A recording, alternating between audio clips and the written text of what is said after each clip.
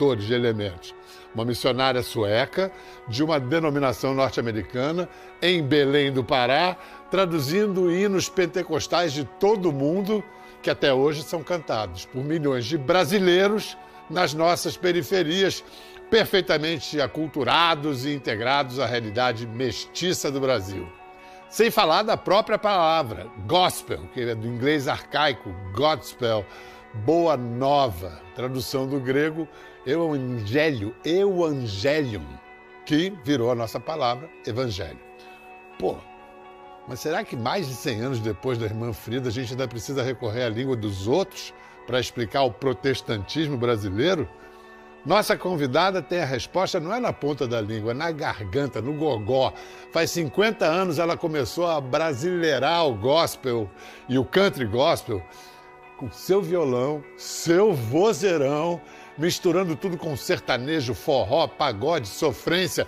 Sofrência, claro, com luz divina no fim do túnel. Canta bonita. Ele mora acima das estrelas. Ele é Jesus, o Rei da Glória. Além da rainha, hoje a gente vai receber também um jovem súdito dela, um talento carioca que faz MPB, música pentecostal brasileira. Com as ferramentas de 2025.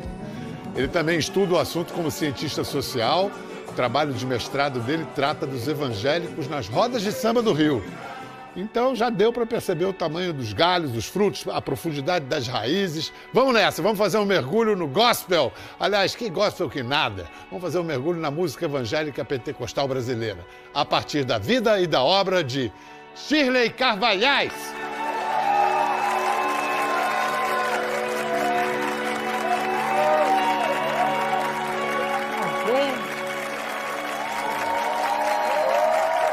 Querida. Por favor, Shirley, eu posso sair por aí espalhando que hoje a gente está começando a festejar os seus 50 anos de carreira antes deles serem completados? Pode. Vou me gabar disso, hein? É o primeiro, né? Não é? É o primeiro. Que bom. legal, hein? Eu tô aqui, gente, eu tô muito emocionada. Eu sou fã do Biel. Ah. E quem não é, né, gente? Quem Pois não eu é? preciso te dizer que eu também, a minha equipe toda está emocionada, porque muita história, né, Shirley? 50 É muita anos. história, né? Vai fazer 50 anos, já podemos comemorar os 50 anos, né? Já. Tem muito Que tempo. aí a gente vai comemorando bastante. Vamos. Você começou a cantar por causa da igreja ou a igreja foi uma oportunidade para você fazer o que você já Eu sou gostava? nascida já no meio evangélico, né? Meus avós, meus bisavós, todos evangélicos. Assembleia? Não, eu morei um tempo com a minha avó em Minas Gerais e meus avós eram da Metodista do Brasil. Sei. E eles me levavam sempre para a Metodista do Brasil e minha mãe estava no Rio de Janeiro. E lá a gente já ouvia falar de Deus, porque eram muito cristãos, né? Quando eu fui para o Rio de Janeiro, lá onde começou tudo, minha mãe começou a frequentar uma igreja, que até então minha mãe era também da Igreja Batista. A minha mãe começou a frequentar uma igreja Assembleia de Deus. E na Assembleia de Deus ela amou ficar na Assembleia de Deus, gostou, sabe? E assim, o coração dela virou para Deus mesmo, sabe? Mas na igreja todo mundo canta. Alguém deve ter falado, mas menina, você canta especialmente bem. Como é que foi isso? Porque, né, todo mundo canta. Eu pedi minha mãe para comprar um violão para mim e fui tocar, fui aprender, né? Eu só sabia 3 notas. Sei. Eu cantava alguma música e tinha umas 3, 4 notas. Lá ia eu com violão, né? E aí comecei a cantar e o pessoal começou a gostar e eu comecei a receber convite. E eu fui cantava em vários estados, cidades. E do nada, assim, apareceu uma pessoa que me convidou para me fazer uma gravação, que naquela época era LP, né? LP, long LP, play. gente. Do nada, como se fosse do nada. Isso do o nada. destino de uma pessoa que tem o talento que você tem. Fico imaginando que músicas uma adolescente da Assembleia de Deus cantava na década de 70, a gente está falando, 75, 76. Você tem uma para dar, por exemplo, uma frasezinha para a gente Da Pentecostal? É. Lá vem Faraó, na frente Israel, quem chegará primeiro é um forró. É um forró. É um forró, é pentecostal. Forró pentecostal, penteca. Não, mas aí já foi você que trouxe isso. Então, foi eu que fui a Pois primeira é, a não, gravar porque esse estilão. havia esse gospel que era totalmente importado e reproduzido. Que Aí naquela- você começa a se apresentar. Mas uma música, como é que se diz, pentecostal, já sempre existiu, mas com outro estilão, aquele estilo mais, como é que se fala? Mais lento, né? Estilo igreja, né? Quando começou a surgir as músicas mais de bateria, de pandeiro, essas coisas todas, aí foi justamente na minha época que começou a surgir isso. Graças entendeu? a você. Graças a Deus, né? Eu fui um canal de Deus para isso. Pois é, Faraó ou Deus é de 94. É. E já tinha essa batida, Já né? tinha, Dançante. é. Talvez hoje alguém chamasse de piseiro. Piseiro. Tem, não tem uma pegada de piseiro? Tem pegado de piseiro. Você estava tranquila? Você tinha convicção de que ia ser bem recebida? Não tinha medo de causar um escândalo na igreja? Eu nunca tive medo de escândalo de igreja. Eu sei que eu fui sempre a mais rebeldezinha na igreja, porque eu era diferente. Sabe? Eu era diferente. Qual era a sua diferença? Muitas pessoas, na minha época, não era fácil. Tinha que ser roupão lá embaixo. Sabe? Eu já chegava com a roupinha aqui. Eu era rebelde da igreja. Mas eu tinha que ser eu tinha que ser eu, entendeu? A sua maneira de... Eu não conseguia ser aquilo que talvez queria me induzir que eu fosse aquela pessoa. Você talvez não estivesse se dando conta na época, mas você estava trazendo a brasilidade para um repertório de músicas que era todo basicamente norte-americano, né? É verdade, isso aí, esse estilo assim. Mas assim, eu comecei diferente, né? Eu comecei com uma era diferente de adoração do que estava existindo naquela época. Você levava bronca? Muito, nossa! Você não tem ideia. Fui excluída várias vezes. Sério? Fui excluída várias vezes. E aí? Porque eu sempre fui autêntica. Você voltava de teimosa? Eu era muito autêntica. Eu sabia que a gente tinha que respeitar, né, os costumes da igreja. Então eu tive muito problema com os costumes da igreja, entendeu? E eu vivia aqui nos costumes da igreja, só tem que eu era mais rebeldezinha, mas Jesus sempre me amou, entendeu? Eu sempre... não tem uns rebeldezinhos, né? Sim, eu acho que tá certo você dizer que é rebelde, mas talvez você fosse um pouquinho à frente do seu tempo. Isso aí. Sempre fui assim, sempre tem uma coisa mais... Viu chegar antes. E aí depois chegou. Eu sei que eu trazia muito problema para os pastores, ver na igreja, né? Mas... Graças a Deus foi rompendo tudo isso, foi vencendo essas coisas todas. A impressão que eu tenho, gente, vocês talvez pensem assim, ela podia ser rebelde, mas quem é que cantava que nem ela? Aí não dava para abrir mão. Porque eu vim numa vocação vocal diferente, né? Mas aí teve aula de canto? Não. Nunca? Nunca. Nem depois que virou profissional? Aí depois que eu virei... porque era muita agenda ao extremo. Aí você tem que treinar. Eu tive que treinar, eu tive que ter uma professora, né? Porque às vezes a voz falhava. Então a gente tem que ter aquela técnica vocal, aprender a técnica vocal. Olha só, nós pedimos um depoimento de um pastor português, ele se chama Tiago Cavaco. Um depoimento dele a respeito da música evangélica brasileira. O Cavaco é pastor da Igreja Batista da Lapa, em Lisboa. Ele é escritor, é músico também, dono do selo Flor Caveira. Então vamos ouvir a visão de quem olha o fenômeno da música evangélica brasileira de fora, de Portugal, no caso. Na época da minha infância, a influência da música feita por evangélicos no Brasil é muito grande em Portugal. A maior parte da música que nós cantávamos em Portugal, ou pelo menos uma boa parte da música que nós cantávamos nas nossas igrejas, muitas vezes chegava-nos do Brasil. Volto a ouvir a música feita por evangélicos, a chamada música gospel brasileira. Eu apercebo que esse tipo de música, para todos os efeitos, está a ser feito pelo povo. É a verdadeira música que vem além da elite e do bom gosto da burguesia esclarecida. E toda esta história, de certa maneira, me reconciliou com a música feita por evangélicos e no Brasil em particular. Acho que entre tantos pontos aí interessantes que ele toca, sujeito inteligente, né? Aham. Ele fala, eu acho que de uma questão central, que é essa comunicação com o povo que tem a música pentecostal. É popular, ela comunica, ela chega. Qual a diferença, Shirley, entre uma música de um crente tradicional como ele, o Cavaco, e de um crente pentecostal como você? Na musicalidade, eu não acho diferença. Para mim.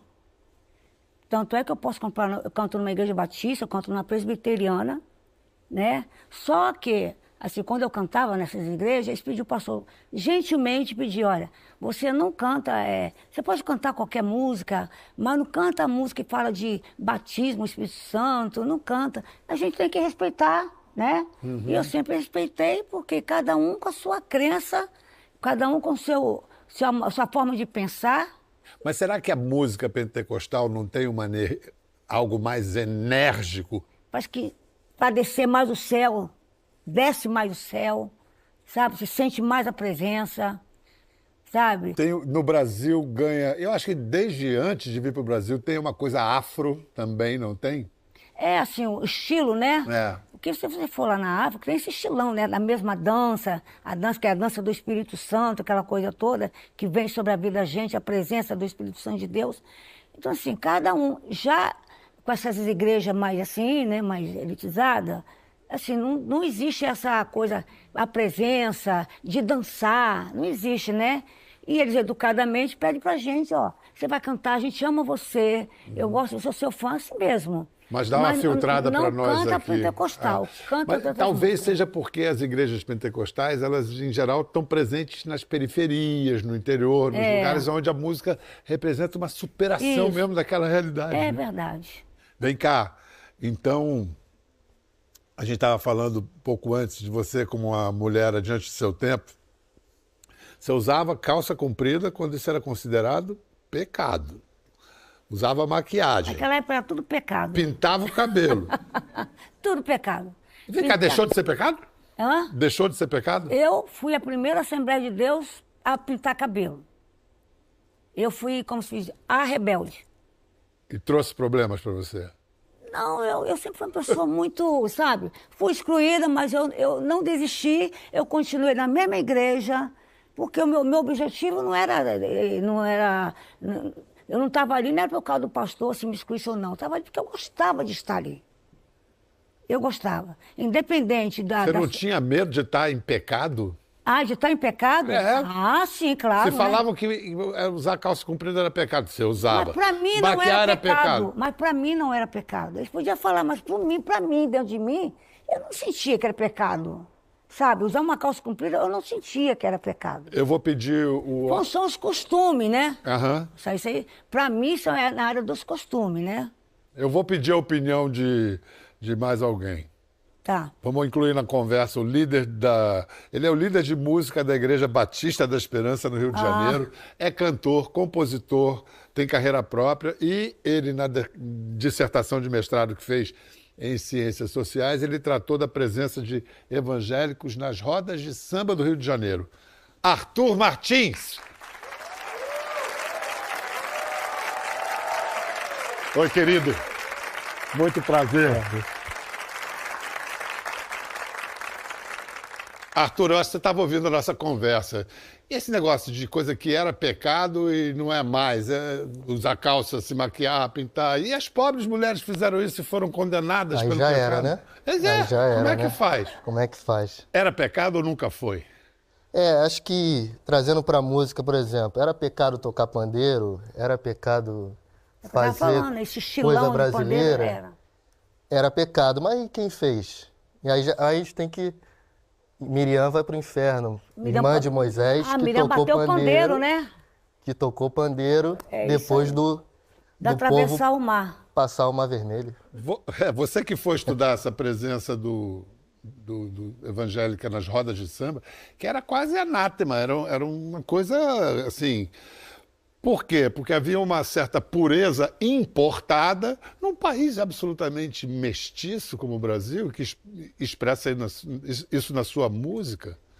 Sim, eu acho que é assim, esse crescimento massivo dos evangélicos, né, era inevitável para o curso do Brasil que os evangélicos se misturassem às tradições populares que já estão sedimentadas no Brasil.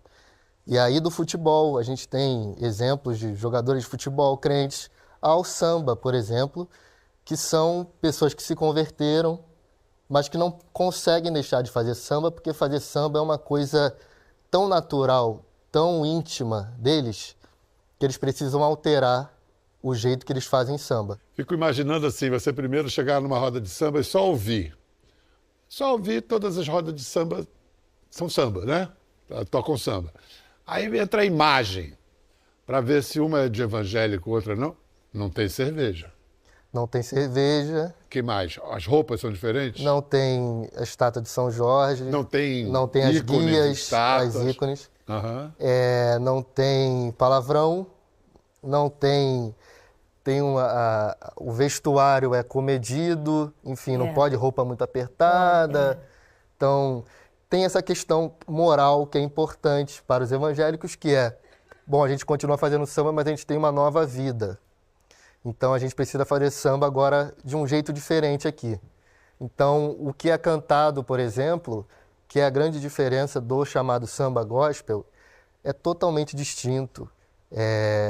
Eu costumo perguntar para eles na pesquisa, assim, bom, qual é a diferença entre o que vocês estão fazendo e uma roda de samba está fazendo aqui do lado? Aí eles falam assim, bom, musicalidade é a mesma, tem repique de mão, tem tantã, banjo, cavaco, tudo igual, a gente toca igual a eles. Mas a diferença está na mensagem.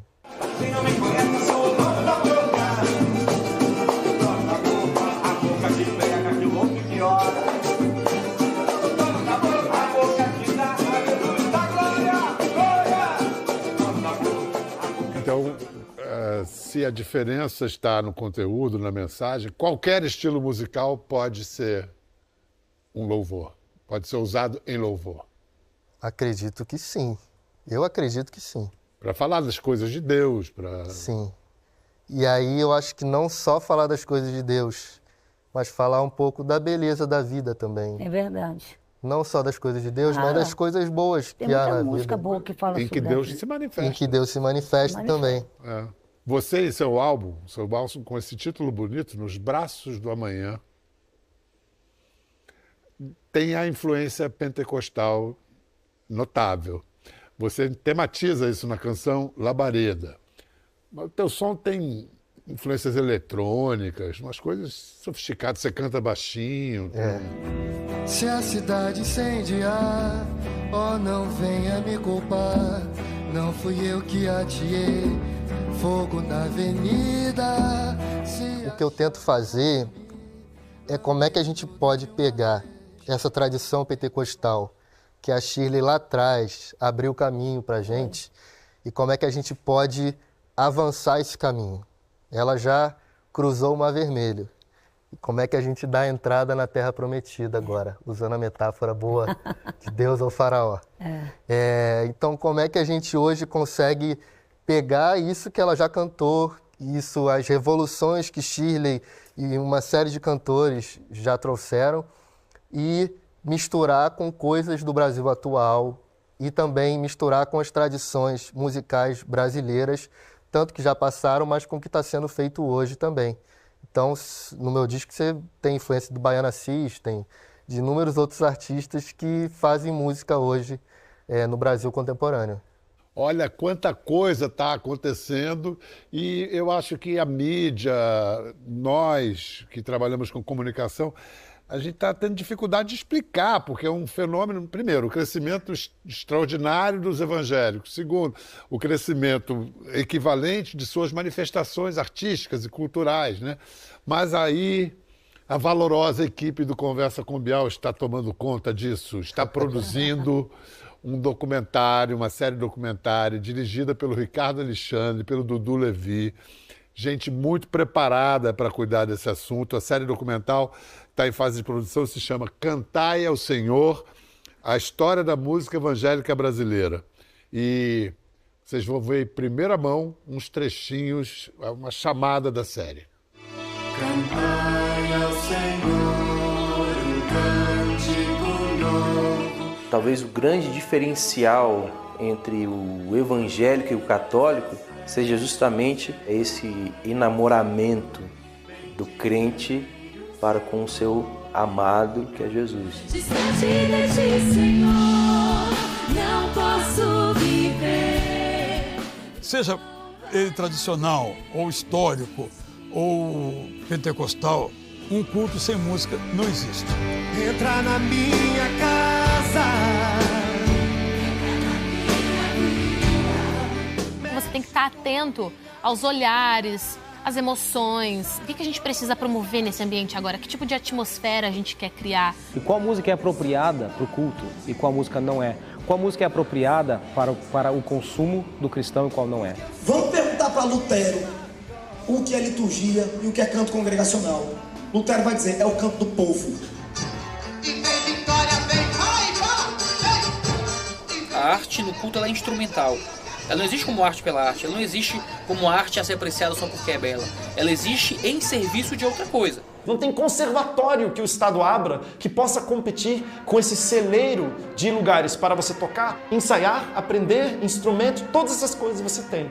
Desde pequenininho eu estava em corais infantis, depois corais juvenis, que era um encorajamento que eu percebia que era peculiar a uma pessoa como eu, que era evangélico e ia a uma igreja evangélica. Para quem se escondia atrás do coral, agora ela é espetacular, né? Muito bom. Vocês já gravaram depoimentos para a série? Gravamos. Foi legal? Você gostou? Ótimo, foi maravilhoso. Eu só tenho que agradecer a Deus, porque para mim está sendo um sonho. Eu acho que não estou aqui. Eu fico pensando, Shirley, você vê hoje esse cenário exuberante da música pentecostal, da música evangélica brasileira, comparado ao seu começo lá. Meu começo foi difícil, meu amigo. Não era fácil, não. Hoje tem equipe, ônibus. Como é que você viajava para cima? Viajava de ônibus. Eu ia de ônibus. Fui para Mato Grosso de ônibus, fui para São Luís do Maranhão de ônibus, fui para Recife de ônibus. Você, violão e Deus? Eu, meu violão e Deus. Eu fui muito, foi só de ônibus, muito de ônibus. E agora aí, depois que gravou, aí pronto. Aí aconteceu o boom de Deus, né? Deus é assim mesmo, né? Ele né? A gente não expõe algo que a gente não espera, né? Você também gravou o seu depoimento e você, como estudioso, além de músico, qual a importância de se produzir um registro formal assim dessa história? Eu acho que a maior importância é a gente começar a contar a história da música popular brasileira, incluindo o que os evangélicos fazem há quase 100 anos. E que a elite intelectual e a elite que tem o poder de contar a história do Brasil nunca prestou atenção ou nunca quis prestar atenção. Então, pela primeira vez, a gente está conseguindo jogar luz sobre isso que estava meio nebuloso, escuro. Pô, o que são esses evangélicos? O que eles cantam? E aí agora a gente vai finalmente descobrir, né? Você que estuda, se envolve com tanta música diferente, qual é a singularidade da música, da obra de Shirley Carvalhais? Eu acho que assim, primeira questão rítmica, de fato é fundamental, as inovações que ela traz, a mistura, essa coisa do reteté, né? Do corinho de fogo, que é forró, que é baião, que tem coco também. Mas tem uma coisa na música da Shirley que é muito importante, que é para quem a Shirley está cantando. Você fala das letras? Das letras e o público que ouve a música da Shirley, que é o brasileiro comum, que é o brasileiro que está tentando viver sua vida, sobreviver, lutando dia após dia.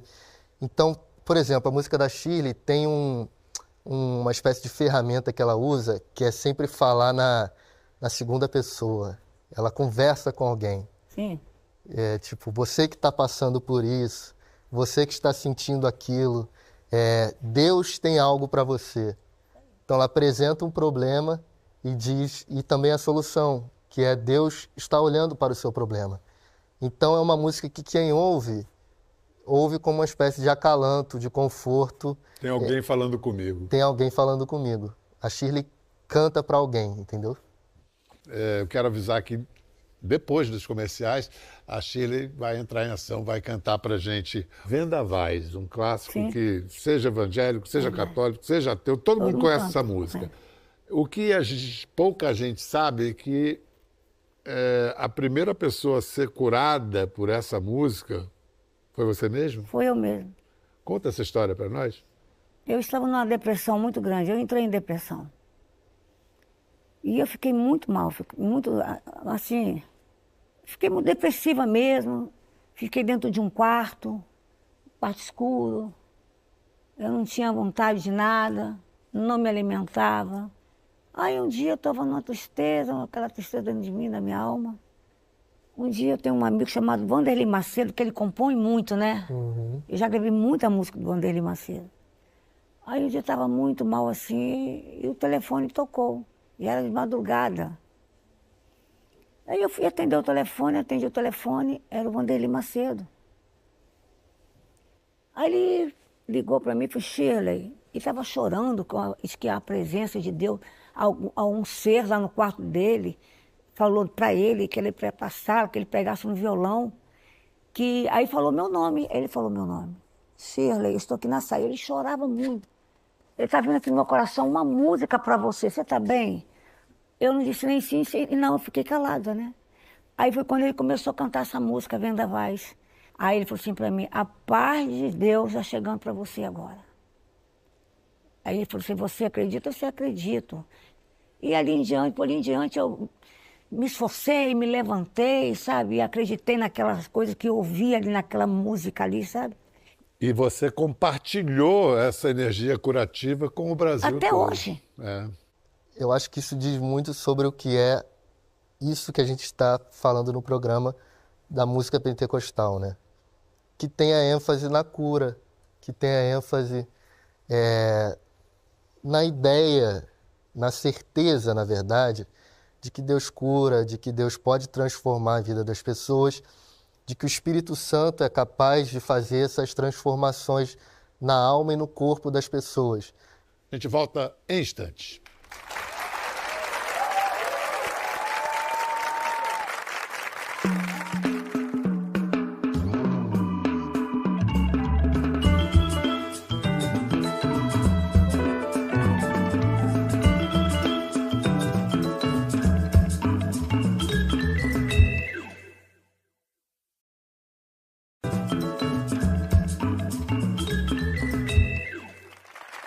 Bem-vindos de volta para conversar a respeito da música evangélica brasileira. A gente tem a honra hoje de ter Shirley Carvalhais com a gente. Arthur Martins também está aqui, também é cantor, também compositor, mas além de músico, estudioso da música evangélica, da história da música evangélica, da música brasileira em geral, né? Eu quero dizer que estamos muito honrados em inaugurar as celebrações pelos 50 anos de carreira de Shirley Carvalhais, que você continue levando essa esperança para tanta gente.